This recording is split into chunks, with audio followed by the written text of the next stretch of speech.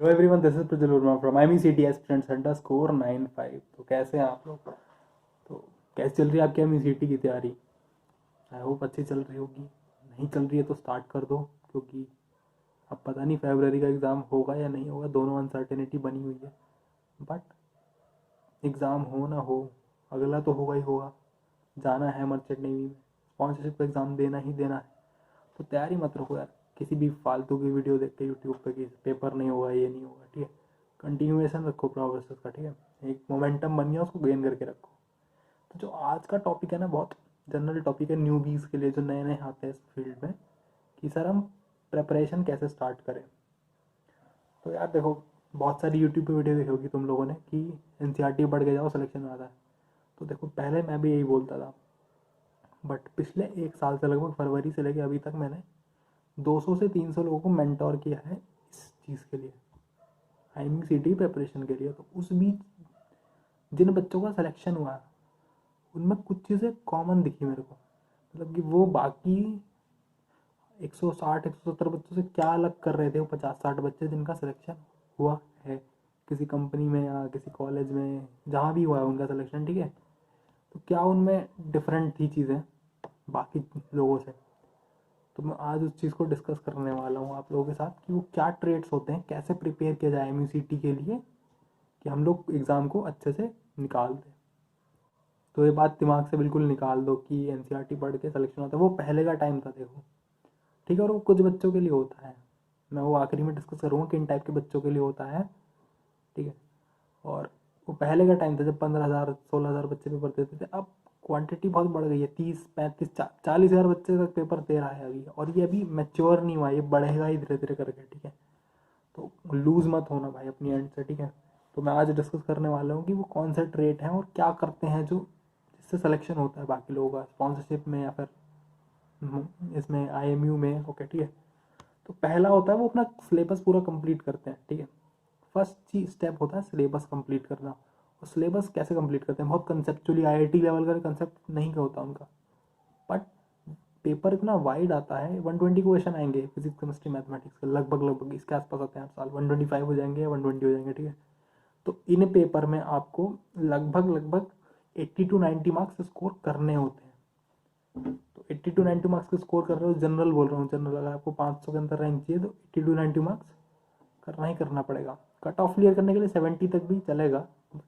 Cut off clear करने से कुछ होगा होगा नहीं। ठीक है, तो इतना बड़ा स्कोर लाने के लिए क्या करना पड़ेगा? कुछ नहीं भाई, पूरा जो NCERT है, फिजिक्स केमिस्ट्री मैथ्स का 11th 12th का पूरा NCERT सॉल्व कर दो। जो सॉल्व क्वेश्चन दे रखा है उसमें एक एक क्वेश्चन को सॉल्व कर दो, जिससे आपको एक आइडिया लग जाए कि फॉर्मूला कौन सा कहाँ पे यूज़ करते हैं, कितना कंसेप्ट है, और कौन कौन सी चीज़ें को ध्यान देना पड़ता है क्वेश्चन लगाते हुए। ठीक है, एक बेसिक बेसिक आइडिया लग जाएगा कि ठीक है कि मेरे को हर चीज़ आती है लगभग लगभग। क्योंकि बहुत टफ क्वेश्चन नहीं आएगा, एक मॉडरेट क्वेश्चन आएगा, वो बहुत ज़्यादा क्वांटिटी में आएगा। ठीक है, उसके बाद बचता है इंग्लिश। इंग्लिश का क्या करें? इंग्लिश आएंगी 40 नंबर की भाई, इसमें 30 मार्क्स तो बड़े आराम से आ जाएंगे आपके। अगर आप एक काम करें, डेली डेली करना है आपको। डेली आपको 30 मिनट्स के लिए इंग्लिश न्यूज़पेपर पढ़ना है, कोई भी, द हिंदू पढ़ लो, इंडियन एक्सप्रेस, समथिंग ऐसा। ठीक है, और उसके बाद 5 से 10 वर्ड इंग्लिश के रोज लर्न करने हैं किसी एनी हाउ, मतलब 5 से 10, बहुत ज़्यादा बड़ा काम नहीं है, 5-10 वर्ड। और एप्टीट्यूड की बात करते हैं, एप्टीट्यूड एप्टीट्यूड भी आता है 20-25 मार्क्स का, वेरी करता है। मेरे टाइम में 40 का आया था 2019 में। ठीक है, तो उस टाइम काफ़ी वेटेज हो गई थी। तो एप्टीट्यूड क्या करें? एप्टीट्यूड के लिए आप NTSC का प्रीवियस ईयर पेपर उठा लो या NDA का उठा लो, इनके पेपर सॉल्व करो डेली के डेली, 30 से 35 क्वेश्चन, या फिर 1 घंटे के लिए जितना भी क्वेश्चन बन सके आपसे। तो ऐसे प्रैक्टिस कर जाओगे तो आपको करने का तरीका आ जाएगा। ब्लड रिलेशंस हो गए, डायरेक्शन वाले क्वेश्चन हो गए, यही सब क्वेश्चन आएंगे, ऐसा ऐसा क्वेश्चन आता है। फिर स्टैटिक GK वगैरह आती है, और करंट अफेयर वगैरह। NDA के क्वेश्चन सफिशेंट है उसके लिए। तो सेकंड चीज़ बहुत इंपॉर्टेंट है, वो है क्वेश्चन सॉल्व करना। ये लोग मॉडल क्वेश्चन बहुत लगाते हैं। ठीक है, मैंने भी जब रिलीज़ किया था फ्री मॉडल पेपर, तो बहुत सारे बच्चे जिनका एक्चुअल में सिलेक्शन हुआ है ना, सबसे पहले उन्होंने ही मांगा था मेरे से ये कि सर मॉडल पेपर दे दो। ठीक है, और उन्होंने लगाया भी था। बाकी उन्हें तो मुझे पता नहीं, मैंने दिया तो कम से कम अराउंड 250-230 स्टूडेंट्स को दे चुका हूँ मैं अब तक। तो मेरे को नहीं पता है कि कितने उन्होंने सॉल्व किया, पर उन्होंने सॉल्व किया है। कुछ उसने बोला था मेरे को, सॉल्व किया है सर, हमने पूरा सॉल्व कर लिया है। उनमें से कईयों का सिलेक्शन हुआ है। उन्होंने काफ़ी क्वेश्चन लगा, काफ़ी महंगा स्टडी मटेरियल आउट अवेलेबल, आप खरीदना खरीद सकते हैं, ठीक है। तो मेरे पास काफ़ी लोगों की कंप्लेन आती है सर कि 10,000 का मैंने 5,000 का खरीद लिया है और बुक बहुत ख़राब है ये सर, और मैंने 600 की खरीदी है, 700 खरीदी है, इसमें 12th का दे रखा है, IMCT में 11th का नहीं आता क्या सर। तो ऐसी सारी बहुत सारी कंप्लेन मिलती है मेरे को, तो ठीक है। तो अगर आपको ख़रीदना है फिर भी मार्केट से खरीद सकते हैं, ठीक है। पर हम अपना रिलीज़ कर रहे हैं तो उसके बारे में आगे बताते हैं वीडियो में। तो हम लोग खुद का अपना स्टडी मटेरियल रिलीज़ कर रहे हैं फरवरी में, तो ठीक है। तो जिसको भी, तो जिसके पास नहीं है, जिसने अभी तक नहीं खरीदा है, तो 1 महीना और वेट कर सकता है। अभी वो NCERT पे फोकस करे और बाकी चीज़ों पर फोकस करें। और हम लोग फरवरी में अपना खुद का स्टडी मटेरियल निकाल रहे हैं और वो मार्केट में सबसे सस्ता होगा, क्योंकि मैं जब देखता हूँ ना मार्केट में 3-4 हज़ार रुपए की किताबें जो बिक रही हैं, वो वर्थ नहीं करती हैं IMCT के लिए इतना। मतलब मैं ये नहीं कह रहा हूँ जो मेरी बुक बहुत सस्ती है, मैं ये कह रहा हूँ मेरी बुक का जो प्राइस है वो बिल्कुल एग्जैक्ट है कि इतना ही होना चाहिए, इससे महंगा नहीं होना चाहिए IMCT का स्टडी मटेरियल।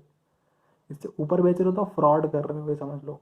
हम लोग का जो प्राइस होगा भाई वो लगभग लगभग इंटरनेट पैक जो होता है आपके मोबाइल का उतने के आसपास ही होगा, ठीक है। और हम लोग हर चैप्टर, मतलब हर सब्जेक्ट वाइज डिस्ट्रीब्यूट कर रखा है, तो आप चाहो तो सिर्फ पर्टिकुलर सब्जेक्ट का भी खरीद सकते हो। तो उसकी कीमत तो 10-11 रुपये भी हो सकती है एक एक सब्जेक्ट के पेपर्स की, ठीक है। तो आप चेक कर सकते हो उससे खरीद के कि ठीक है मैंने खोल के देखा, आपको ट्रस्ट लगता है तो आप पूरा पैकेज भी खरीद सकते हो, नहीं होता तो फिर छोड़ देना उसके बाद, ठीक है। उस टाइप से हम लोग डिस्ट्रीब्यूट कर रहे हैं, अपना पूरा स्टडी मटेरियल बना रहे हैं आप लोगों के लिए, ठीक है। होप करूँगा कि काफ़ी अच्छा है यार, वो बहुत हेल्प करेगा आपकी, ठीक है। और जेन्युइन प्राइस है और यही प्राइस होना चाहिए मार्केट में, इससे ज़्यादा महंगा नहीं बिकना चाहिए पेपर IMCT का। कोई IIT का पेपर नहीं है भाई। तो वो लोग जो तीसरा काम करते हैं वो है टेस्ट सीरीज में पार्टिसिपेट करना। टेस्ट सीरीज देना बहुत ज़रूरी है, क्योंकि यार इससे आपको पता लगता है कि मैं परफॉर्म कैसे कर रहा हूँ, कितना मार्क्स ला रहा हूँ एग्जाम के अंदर आपके। उससे एग्जैक्ट होता है, क्योंकि प्रेशर रहता है 3 घंटे का, वरना आराम से मॉडल पेपर लगाने में 4-5 घंटा लगा रहे हो, बैठ के 10 घंटे लगा रहे हो, तो उससे एक एग्जैक्ट आइडिया लगता है कि आप कितना फास्ट किस चीज़ पे और काम करना है आपको, ठीक है।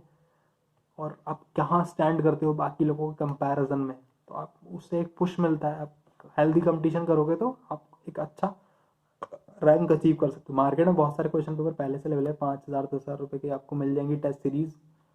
बहुत सारी कोचिंग कराती हैं अपनी अपनी 3,000-4,000 रुपये की, बट हम लोग जो निकाल रहे हैं वो होगी वो प्राइस जो IMCT के लिए सही में ज़रूरी है। मतलब उससे ज़्यादा प्राइस देना वेस्ट है मनी का, और ज़्यादा अगर आप कोई ले रहा है आपके साथ फ्रॉड कर रहा है वो बहुत बड़ा। तो हम लोग की टेस्ट सीरीज कल लॉन्च हो रही है, कल मैं फॉर्म्स निकाल दूंगा भाई। तो सब एक्साइट हो के भाई ले लो यार, मतलब अब समझ रहे हो ना, करियर की बात आ जा रही है और बहुत जेन्युइन प्राइस होगा। इतना प्राइस आप महीने में वैसे ही खर्च कर दोगे, ठीक है। और इस टेस्ट सीरीज में हम लोग आपको क्या बोलते हैं, मैं कल बता दूंगा, ठीक है, उसको बात नहीं करते हैं। तो तीसरा पॉइंट है टेस्ट सीरीज में पार्टिसिपेट करो, ठीक है। क्यों करो उसका बेनिफिट मैंने बता दिया आपको। आपको अपनी रैंक पता लग जाती है, आपको अपना बाकी लोग कंपैरिजन में आता है कि मैं कहाँ स्टैंड करता हूँ पेपर में, कितना स्कोर कर पा रहा हूँ, कैसे टाइम मैनेजमेंट करना है, ये सब चीज़ आपको एक बार आइडिया लग जाता है कि कैसे होना है, ठीक है।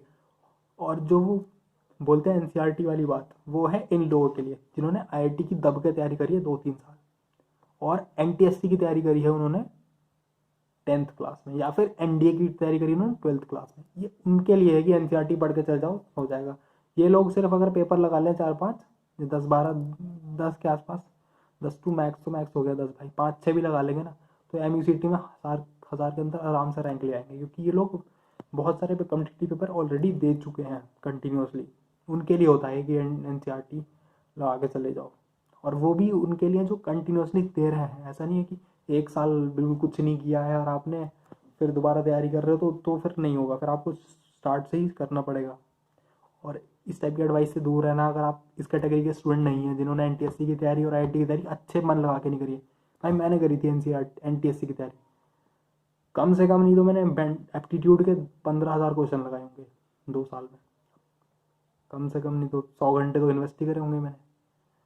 तो आप समझ लो बहुत फ़र्क आ जाता है, ठीक है। इतना नहीं होता कि आपको लगता है कि NCERT वर्ड को ज़्यादा नहीं होगा, नहीं होगा, अब तो नहीं होगा, पहले हो जाता हो, क्या पता 10-12 हज़ार बच्चे पेपर देते, अब नहीं होगा। आपको तैयारी करनी पड़ेगी पूरी इसकी। तो thank you very much for watching. I am एस्पिरेंट्स_95 साइनिंग ऑफ।